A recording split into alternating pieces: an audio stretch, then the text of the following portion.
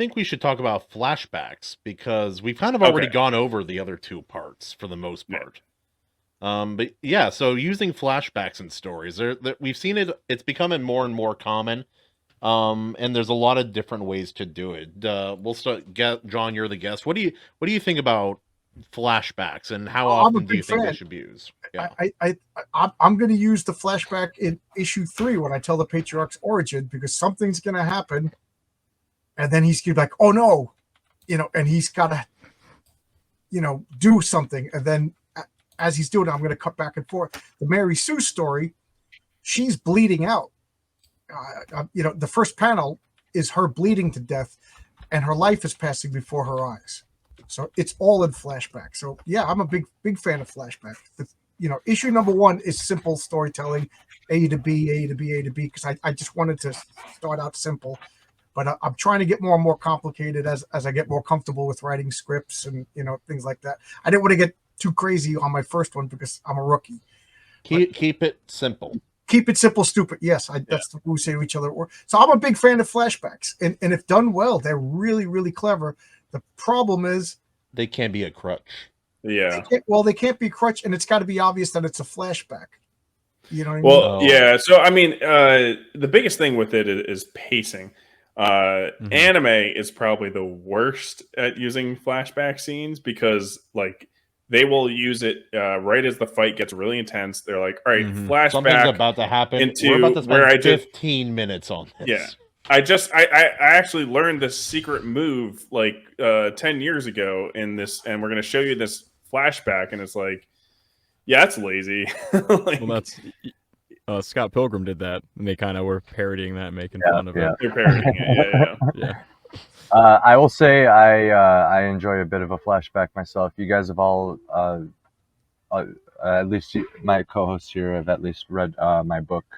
There's a lot of reminiscing because, as it turns out, with short stories, you need to kind of be very, very clever with flashbacks, and they're almost necessary because you have a limited amount of time and space. Yeah. So you have to kind of like catch people up on the important things of this character in this moment in the setting, and sometimes that involves a flashback or, Well, I guess there's different levels of flashback too, because you can reminisce without, like, even in a visual medium, without it being a full-on flashback. I guess, like, that's the low end of a flashback. The high end is where the story is built to be built around the flashback. Like, I'd say, like, Arrow, the TV show, was like that. Yeah. It was designed to, like, jump back and forth from normal time to the past. And that worked really well for maybe 2 seasons, and then it was garbage. But same with Lost, right? Lost would jump into the flashback. I don't want to talk about good shows, though. Actually, Lost. I love Lost. Yeah, I love Lost until the last season when I realized they weren't pulling it all together. Right there. Lost. That mystery lost box. The plot very early. Mystery box. We keep it a mystery. We just don't think what's the mystery is going to be. We're going to make it shit.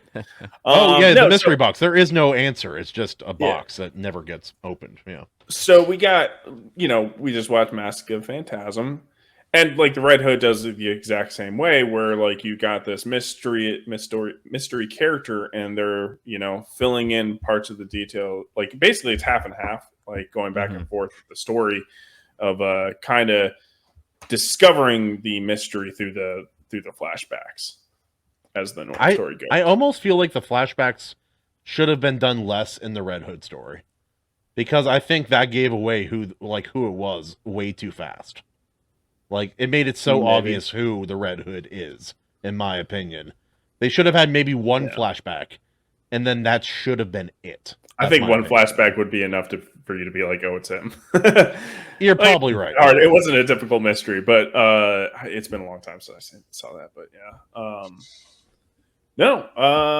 What else we got? We got Memento, which is that movie is a pretzel of a timeline. It's not just a flashback. Yeah. Well, it's also like a lot of stories, like even sitcoms, like a lot of them, they'll do the flashback montage to really, and it's all flashbacks that you have seen before, and it's all to like reinforce the emotion they want you to feel at that time. Does that make it cheap though? How I Met Your Mother, right? Oh yeah, Friends does it. Yeah, How I Met Your Mother. Yeah. How I Met Your Mother is a long flashback. That is all it is, because it's Ted telling his kids what happened in the past, and that's the whole premise of the show. So I think that's kind of that. I think that's the best way to do it, is either treat it as if you're not having a flashback because it's so drawn out. It's basically just kind of a prequel or an origin story or what have you that just tells a huge chunk of time, or just give us like one. Because in Phantasm, by the time they got to like the fourth or the fifth one, it just felt sort of like, how do we work this in here? And it kept taking me out of it, kind of like what you're saying with the anime fights, where they take me out of the moment to show me something else. I know it's to fill in plot points, but it was too much. I feel like one or two, you're okay, but once you get like 3 or 4, I'm like, just make it its own separate thing. And I've also seen some stories too where it's not a flashback, but they hyper compress like 40 years of a character's life into a short span, and I don't really like that either. I'm like, I like that can be done well, but Justin, with in regards to the Phantasm, we agree. Yeah. Well, we agree on something. I'm so happy. We did it. You also have flashbacks too that are used, just flashback in a previous scene to like in a mystery to a detail you may have missed, and hopefully they showed you that detail. It's just like to the. Sometimes they don't show it, and then they show it only in the flashback. I'm like, this is. I hate that. That's so cheap. That. It's so rewind it. You're like, it's cheap. It's cheap. What was it, the Onion House or Glass Onion or whatever it was? Oh, they did it's that. a Rian Johnson flick. It's already BS. Anyway, sorry. Yeah. The guy's like, yeah, I want half of the people who see The Last Jedi to hate it. Well, you're an overachiever. Everyone hated that movie. Anyway. But so like for emotions or flashbacks to be used to like reinforce an emotion, like when they're wrapping up a show and they're like, all right, this is the last time you're going to see this character. We're going to do a flashback of like all the, great things she's done or whatever. And it kind of throws, it sets off an emotion. Seeing those I flashbacks. only like that when it relates to how a specific character is feeling and it's not just an audience manipulation. I was just going to say, that reminds me of Demon Slayer, because with every boss battle he has, doesn't it do a quick flashback montage of like the demon, like basically it'll show what led to the demon where it's at now. Oh, I'm cool with showcase the demon's life a little bit. Yeah, I think they do it well in Demon Slayer. They do. Well, so they do good at that instance, except when he has to learn his ultimate Sunfire move, and they're like, "Oh yeah, here's a flashback with my father teaching me that dance." It's like, oh, okay. Joe, shut your whore mouth. That was a great scene. the poetry with like the demons and stuff. That's cool. I like that though. Yeah. But I was thinking a very specific scene that didn't do it. Surprisingly, I mean, y'all seen that '70s show? Yeah, it's underrated again. It's underrated. Yeah, the ending to that with the fade out on the basement, right? Which was very like emotionally strong. I thought that was like a really good way to end it. I wonder if it would have been better if they did a flashback. It was kind of weird, like that they didn't for a sitcom. I think I almost prefer the way they did it because they've done flashbacks on that show multiple times before, with strong emotional moments. But again, in that '70s show, it's always tied to what the character is thinking about. It's not just an audience manipulation. I thought that show ended with the countdown it was 1979. Yes. And it was counting down to 1980. Yeah. Well, they're all going upstairs. Like the dad or something happens. They're like, "Hey, it's the Hateful Eight had some. It had short, punchy flashbacks, which is what Tarantino likes to do. Look at Kill Bill and all those movies. It's short, punchy flashbacks for the most part. So they were doing the countdown, and like Eric takes one look at the basement or one of the characters, and then they walk up as the countdown goes down, but it fades out with the basement, and that I thought was like one of the best endings to a show, even though the last season sucked. But like that's the problem with all American sitcoms. Tell me if there's one where this isn't the case. Every American sitcom that gets any level of popularity goes on for 1 or 2 seasons too long, at least, if not more. I feel like modern ones that's the case, but like I Love Lucy, every season's still solid. That's not new. Friends isn't new. It was the same way. Even Oh, How I you Met Your said new, Mother. yeah. I'm saying modern ones. Yeah. The Dungeons and Dragons animated TV show from the 80s canceled way before its time. Well, I want to see there's what plenty of things that were happens canceled with before its Dungeon time. Master.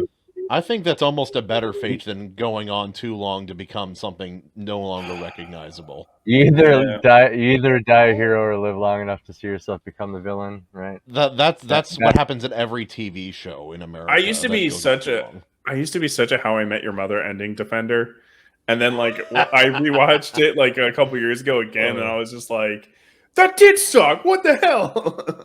I've never. Well, it's like you invest all this time into a show that's that long. You're like, it's great. It was perfect. What do you mean? You can't criticize it. I know. Then you rewatch. You're like, oh. Well, yeah. It was like I was like, oh, they set it up from the beginning. He's gonna the reveal is gonna be he ends up with Robin, and I was right, and I was like, I was right the whole time. And then somebody pointed out, but like, yeah, but the last couple of seasons they set up how bad it was for him to be with Robin, and then I kind of reevaluated. I'm like, oh my god, yeah. It was the plan the whole time, but that show had good writing episode to episode, but it had terrible show continuity. They didn't have a strong vision, like, for more than a season at a time, or even more than an episode at a time sometimes. Like, characters would have things fundamentally change about them from episode to episode, usually for humor's sake, but I didn't like... I was critical of that aspect of that show. Yeah. Sorry, I didn't mean to derail too hard the flashbacks. No, but I got talking about How I Met Your Mother and Neil Patrick Harris. I had to. One powerful way I use flashbacks is in my story, A Memory of Mortality. The protagonist is a reanimated soldier who's died so many times he doesn't even remember.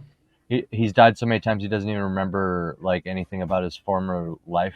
His OG life, yeah. Yeah. So it's ambiguous as to whether he's actually, yeah, I reveal it in there. Actually, now that I remember, it was originally going to be ambiguous as to which side he started on originally. But basically, what I'm getting at here is the flashbacks. There's several of them that happen. Basically, he gets like a PTSD like triggering event.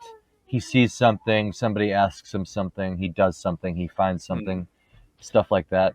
And each of these like events kind of like triggers involuntary memories from his life, and it like it's more and more and more like the things that matter, because like what are going to be the first strongest and clearest images that flash in your mind with your core personality and all that. It's going to be stuff like your wife, your child, what you love doing. Important things. Yeah. Well, in your story, it's their breadcrumbs to like the mystery. It's like even in go ahead. Well, in each one, like just it reveals a little bit more about himself, sure, but it wakes him up too and progresses the story. But what were you gonna say? Go ahead.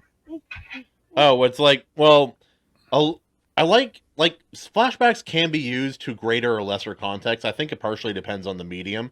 Like in something like Stormlight Archive, it's used in long form to reveal things about the characters and to like they're usually thinking about it, or it's relevant to things that are happening in the current timeline. So you'll have whole portions of the book that are all flashback. And then Sunshine of a Spotless Mind.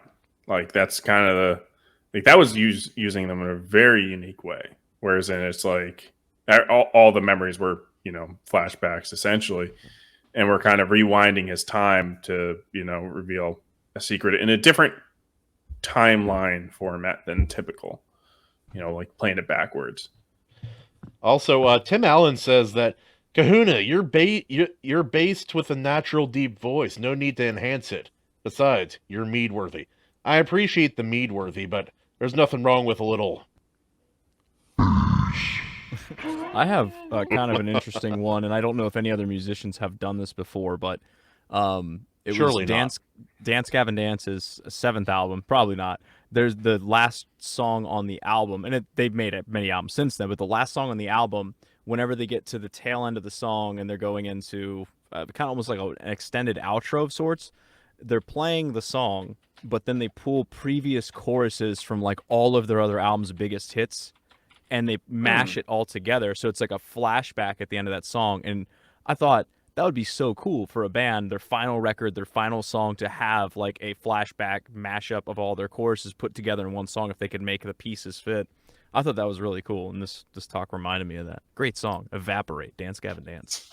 Yeah, I like when bands are willing to experiment a little bit with stuff like that. You know, it's really cool.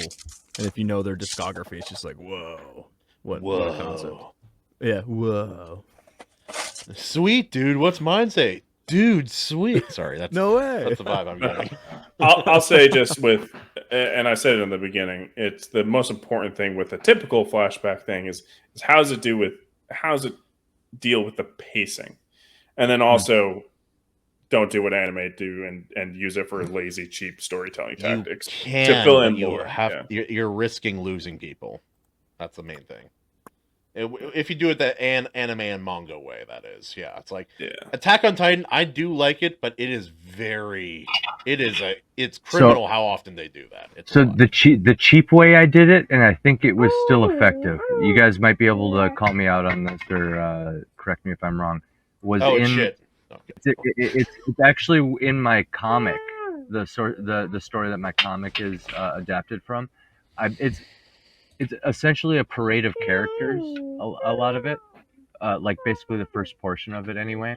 And so in a short story, I was like, I have all these characters, like I had like a full book worth of characters, and I think they're all cool and they all kind of have their thing or whatever. So I essentially had to, like, as soon as they were introduced, I had to have like the character reminisce on something about them in a realistic way. So it's like, this person shouted something over here. This is what they're known for, you know. And I gave them each like one paragraph. So it was very quick in and out, like just trying to explain like essentially what they're known for and not dwell on it too much. Like one, maybe two paragraphs, something like that. And it was really interesting because it was like writing short stories within a short story, and I loved it. You're trying to show a story in like 3 or 4 images at most, usually. Essentially, yeah, like 1 page in the comic, or maybe 2 pages in the comic. You know, well, it's like, again, I'll bring up my favorite Superman comic. That's All Star. They show the entire back history, like backstory of Superman on 1 page or 2 pages. I can't remember if it's a 1-page or 2-page spread, but it's incredible. It's all in one. Like every essential element is there. We all already know it, so it works. But it's beautiful. Like every element you really need is in the image somehow, and it just works. Freaking brilliant. Typically speaking, it's like don't make the flashback scene longer than the normal scene. 100%. Yeah, yeah. Keep it short and simple, especially for the flashback. Typically, obviously things that can break the rules. Yeah. I was just reacting to the comment. That's all. No. Oh, okay. I couldn't really, like, soiled my pants. Is that what that was? Soil work? Like you got to get out there, get your hands dirty, man. It's a grassroots movement. That just makes you a beta cuck. I love that button. Thank you. Oh. He was so excited. I saw the light in his eyes die. I know, dude. Every time I see Justin get excited, I'm like, get the clip ready. You just watched a clip from the Iron Seas podcast. Make sure to like this, subscribe. It helps us out a little bit. And please catch the show live at 9:30 Eastern every Tuesday.